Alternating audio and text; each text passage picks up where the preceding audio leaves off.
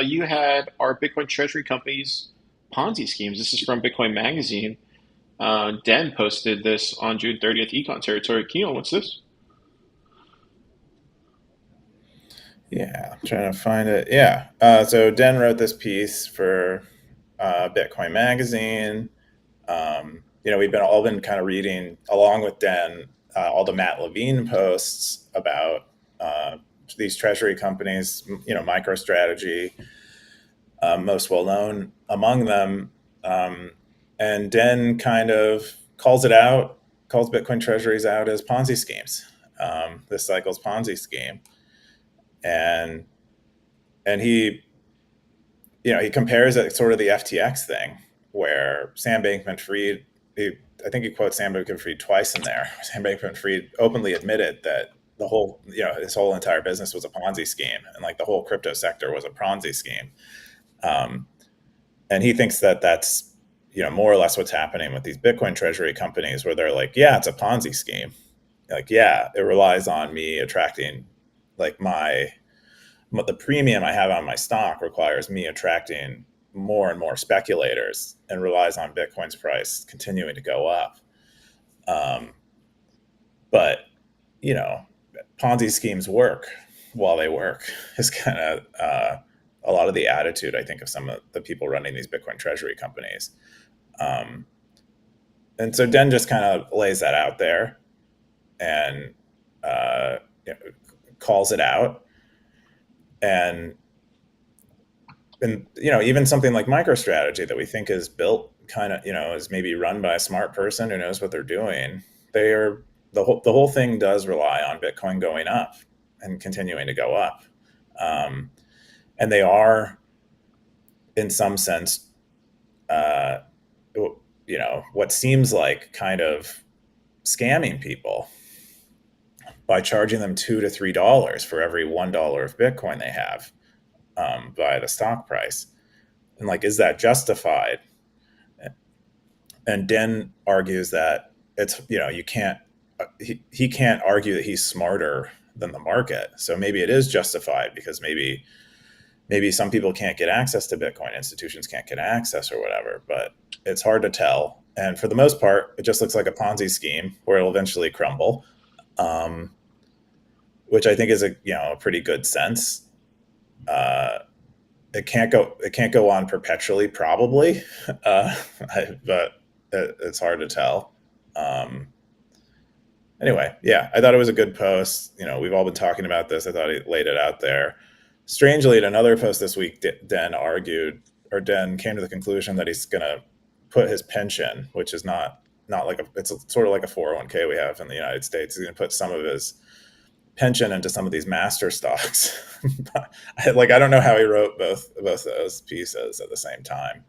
Um, but Yeah, yeah, that's kind of what's up. yeah. You know, you know, I guess it was like a few weeks ago I called out David Bailey on the show. You know, and got a lot of crap for it. And then lo and behold, like I think it was like a couple days ago, somebody in the saloon posted him admitting that what he was doing was a Ponzi scheme, basically. I don't know if you saw that in the saloon. And then that was No, interesting. Oh, you didn't see it? How do you go to the saloon from like a I don't few think days so. ago? Is there a way to go to the saloon? Do Oh, you you just go type if in you go to saloon? today's saloon. Oh, okay. If you go, I yeah, mean, if you go slash, yeah, daily. I believe we have it. It might also be saloon. I don't remember if I read. But if you go to slash daily, DALY, it'll take you to today's saloon, and then you hit yesterday up near the date on the saloon post. oh See yeah, what I'm here it saying? goes. Here it goes. Yeah, go to the saloon on the 30th. I'll play this for the stackers who are watching. Okay.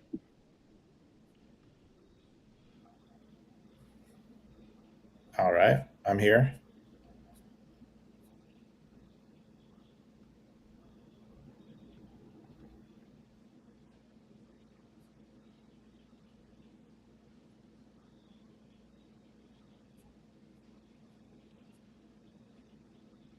I Did you don't know if find the it? Stacker. What am I Yeah, looking for?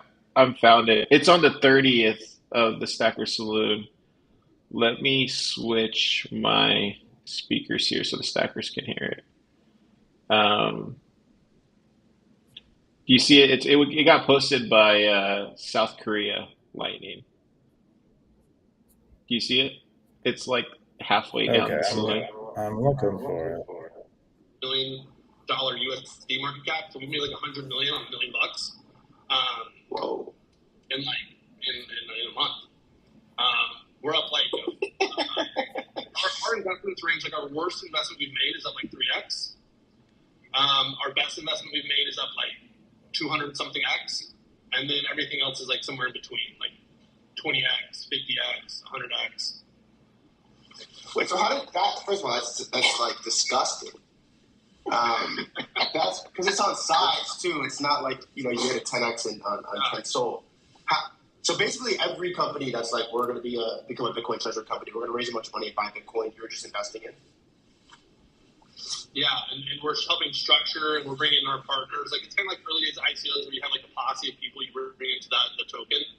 Like we have a posse of people that we're bringing into the treasury companies, and like we have the best practices like nailed down on how to do it because we've done like 10 of these now. We've done like 12 of these, and like we have I don't remember how many we have in the pipeline. They're like coming to market soon, like 6, 7 more. But our goal is to do one of these in every capital market on the planet. So Saudi Arabia, UAE, Turkey, South Africa, Germany, France, UK, Netherlands, Brazil, Thailand. We'll announce Thailand tomorrow. Taiwan, South Korea, Hong Kong, Singapore, Vietnam, Malaysia, Indonesia. Jesus, dude. Bro's just reading out the map. I know he's got a fucking globe next to him. You're going to make like $1 billion on this. Yeah, no, we're going to make more than that. Yeah, we're going to make a lot more than that. Yeah, that's why I was. Let me switch over the thing here real quick so I can.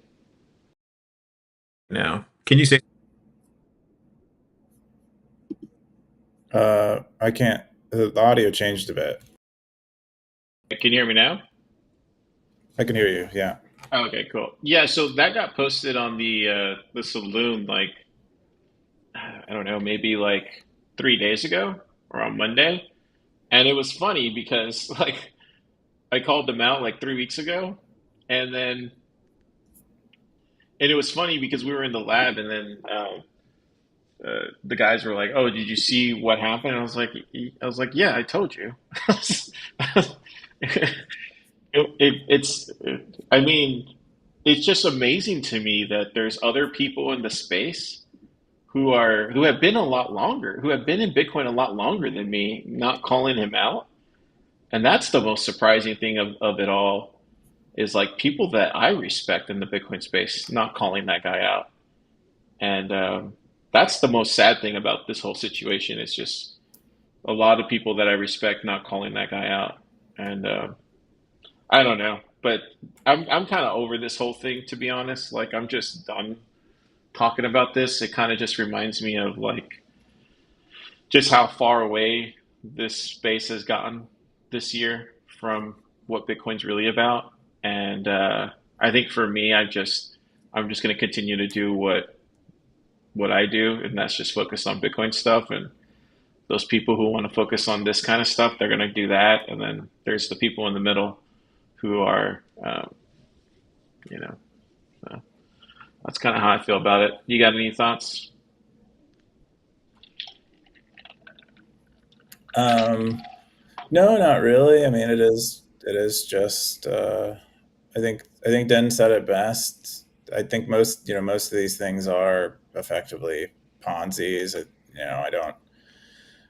I don't really know. I don't care too much. I find them kind of boring. I also find them kind of inevitable. You know, I find them. Not, it's not what I would like to see in Bitcoin. Those are kind of my general thoughts. Especially, I think what's weird is like I think Saylor kind of started doing it, and like genuinely started doing it, and wasn't a scammer. And I think a lot of these follow-ons though are do seem pretty much like they're just like scamming on that kind of momentum. I don't know why I think that, but that's kind of the way I feel about it. Is and maybe Staler even has turned into a scammer too. I don't know. I don't think about this stuff very deeply or anything, but yeah. Yeah, I think the way I see the Sailor thing is a little bit different, just because like Sailor was going through a 2020 kind of COVID crisis with his company. I think he was just outside of the Fortune 500, and he wasn't able to, um, really, and I think, I mean, for his company, he was trying to do something with it. He really didn't have a lot of bullets in his chamber, so it was either like close up shop, let the company kind of die out because of COVID, or try something crazy. And he tried something crazy with Bitcoin. So I think Saylor was just kind of, he just did what was best for his company. Um, I think when you look at others who have followed Saylor, um, those are more just opportunists, and they kind of use Bitcoin as a cloak, the humanitarian side, the Bitcoin is freedom side. I'm doing this for humanity. I'm doing this for my generation. I'm doing this. I mean, you pick whatever you want as the kind of name tag that they say they're doing it for, but in reality, it's just pure capitalism.